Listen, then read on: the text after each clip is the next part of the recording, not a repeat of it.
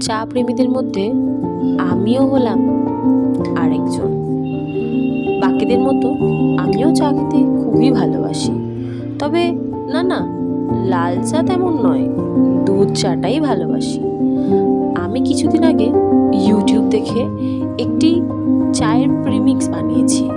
তাতে প্রিমিক্স বানাতে যেগুলো যেগুলো লাগে সেগুলি দিয়ে ইজি টু মেক চা বানিয়ে ফেলেছি।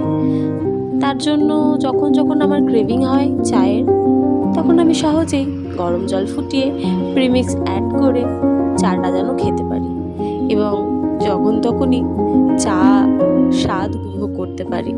কারণ চা যে আমার বড্ড প্রিয়। চা প্রেমীদের মধ্যে আমিও একজন যেহেতু বলেছি, তাই বলাই যেতে পারে চাটা আমার বেশ প্রিয়ই।